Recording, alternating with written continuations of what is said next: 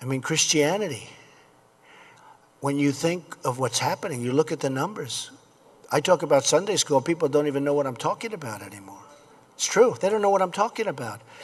When you look, instead of going this way, you're going to be going this way. You may be going this way, but you're going to be going, we're going to bring it back because it's a good thing. It's a good thing. They treated you like it was a bad thing, but it's a great thing, not a good thing. It's a great thing. So we're going to bring it back because it's a good thing. It's a good thing. I think we can do really something special. And we're going to protect Christianity. And I can say that. I don't have to be politically correct, or we're going to protect it. You know? And I asked Jerry and I asked some of the folks, because I hear this is a major theme right here, but 2 Corinthians, right? 2 Corinthians 3:17, that's the whole ball game. Where the Spirit of the Lord, right? Where the Spirit of the Lord is, there is liberty. And it's so representative of what's taken place. But we are going to protect Christianity. And if you look what's going on throughout the world, you look at Syria, where they're, if you're Christian, they're chopping off heads. You look at the different places, and Christianity, it's under siege. I'm a Protestant. I'm very proud of it, Presbyterian to be exact, but I'm very proud of it, very, very proud of it. And we've got to protect, because bad things are happening. Very bad things are happening. And we don't, I don't know what it is, we don't band together, maybe. I will tell you, Christianity is under siege, whether we want to talk about it or we don't want to talk about it. And if I said some of the things about Christians that I've said about the Muslims, where we have a problem, and it's a problem we have to talk about, and I brought it out, I took a lot of heat for bringing it out, and I will tell you that now people are saying he did a great service. Just like when I brought out illegal immigration, everybody went crazy about Trump. How could he say that? And then about 2 weeks later, everyone's trying to say, well, you know, Trump's right, because they see the murder of Kate in San Francisco and Jamil in Los Angeles and so many others, the tremendous crime, and what it does to your economy. So I brought these things out. I feel I have an obligation to bring them out. You know, remember, I'm self-funding my campaign, so I don't have anybody speaking in my ear. So I just have to say this because, you know, I'm a true believer, and you're many true believers. I hope all. Is everybody a true believer in this room? I think so. But Christianity is under tremendous siege. And if I said that about Christians, I would have less backup than by saying it about Muslims. I had tremendous backup. Now everyone's saying, wow, it was such a great thing to say because now everybody's talking about it. I mean, people are flying planes into the World Trade Center. Let's talk about it. People are shooting in California. People are shooting in Paris. 130 people killed in Paris. Nobody wants to talk about it. We have a president that doesn't want to say radical Islamic terrorism. He doesn't want to talk about radical Islamic terror. He doesn't want to even mention it. It's like it doesn't exist. It exists. And I'll tell you something. If I said that about Christians, and if I said banned, I'm telling you, I would have had less difficulty. And that's pretty sad because we're Christians. I'm Protestant. I'm Presbyterian. Are you surprised to hear that? Yeah. I always like to bring my communion pictures along. Sometimes I'll bring a communion, but I didn't want to. I think you believe me, right? You've seen. But the power of our group of people together. I mean, if you add it up, I was trying to do it the other day. I was with one of the great ministers. And I said, you know, if you think about this country, because now you're talking about men and women, you're talking about together. So the group is larger. Christians in this country is larger than men or women. And I said, how many Christians do you think? And it could be like 240, 250 million, you know, a big portion of, and yet we don't exert the power that we should have. Now, I think some of the churches are afraid of their tax status, to be honest. You know, they're afraid they're going to lose their tax status if they get too political. Some of them just can't endorse. But you know, the fact is that there's nothing the politicians can do to you if you band together. You have too much power. But the Christians don't use their power. They don't use your power. And honestly, you have, by far, it's the strongest. I mean, you talk about lobbies, you have the strongest lobby ever. But I never hear about a Christian lobby. I hear great people, like the pastor. I hear some unbelievable people. Many, many friends are ministers, and lots of them have endorsed me already. But I have to tell you that we don't hear about strength, and we have to strengthen, because we are getting, if you look, it's death by a million cuts. We are getting less and less and less powerful in terms of a religion and in terms of a force. And honestly, whether it's one leader or a number of people, potentially you have tremendous power. When they don't want to say Merry Christmas in department stores anymore, I won't shop at places that don't say Merry Christmas. Guess what? I don't do too much shopping, because, no, it's true. When I see these stores and they have a red wall and they have nothing on it, they don't want to say Merry Christmas anymore. I say, why don't you say Merry Christmas? Well, we're not allowed to. The owner doesn't want us to. These big department stores, they're not allowed to. And I'll tell you one thing. We're going to be saying Merry Christmas again. Just remember that. And by the way, Christianity will have power without having to form, because if I'm there, you're going to have plenty of power. You don't need anybody else. You're going to have somebody representing you very, very well. Remember that.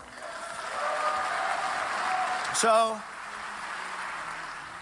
it's an honor to be here, and I know you're packed, and they're having. For too long, politicians have tried, oh, have they tried, to centralize authority among the hands of a small few in our nation's capital. I see them all the time. Bureaucrats think they can run over your lives, overrule your values, meddle in your faith, and tell you how to live, what to say, and where to pray. But we know that parents, not bureaucrats, know best how to raise their children and create a thriving society.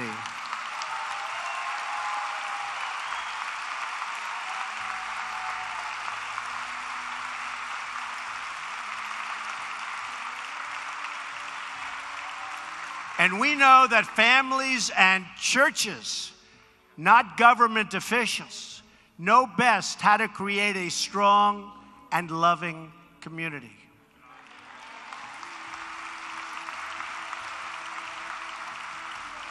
And above all else, we know this.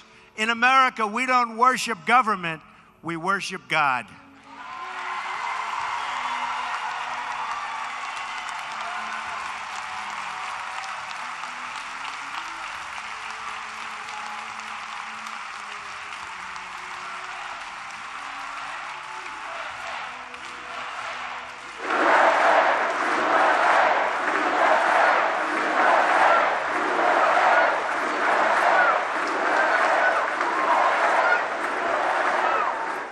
Religious liberty is enshrined in the very First Amendment in the Bill of Rights. The American founders invoked our Creator 4 times in the Declaration of Independence. Benjamin Franklin reminded his colleagues at the Constitutional Convention to begin by bowing their heads in prayer. I remind you that we're going to start saying Merry Christmas again. I also want to speak to all of the people, see, you thought I forgot, in our faith community who are here with us tonight, veterans and non-veterans alike.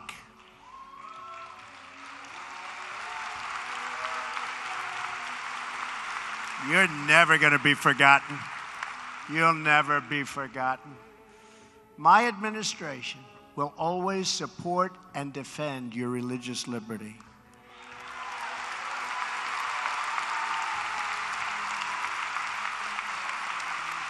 We don't want to see God forced out of the public square, driven out of our schools, or pushed out of our civic life. We want to see prayers before football games if they want to give prayers.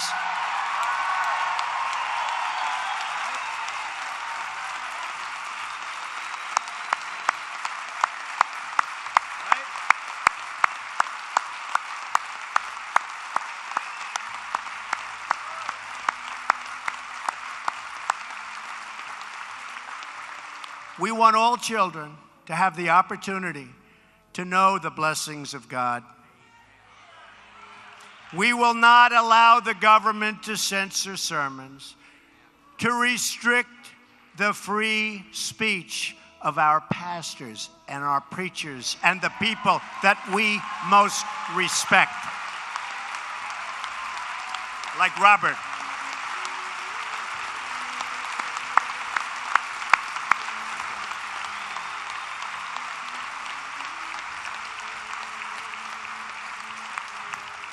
That is why, just as I promised Pastor Jeffress and other faith leaders, I just signed an executive order following, and this is something that makes me very happy and very proud, following through on my campaign pledge to stop the Johnson Amendment from interfering with your First Amendment rights.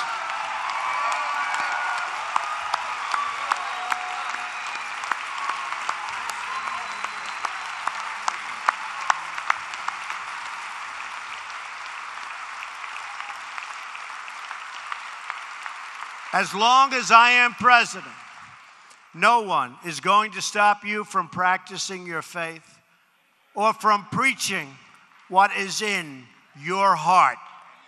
We want to hear him.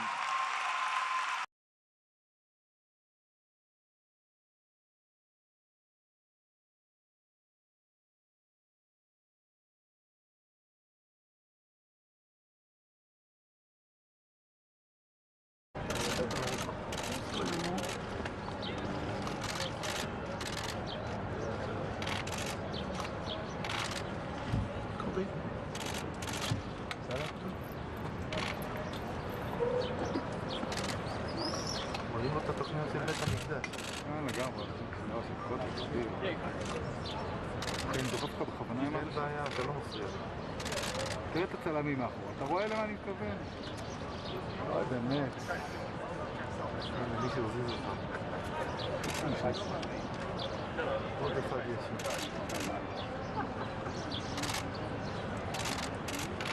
הנה, הבנת, לא? כן, כן, כן. וערבת הכל בתוך המשפחה. אבנר. וואו, תחיה. אל תרימו ידיים, אחי.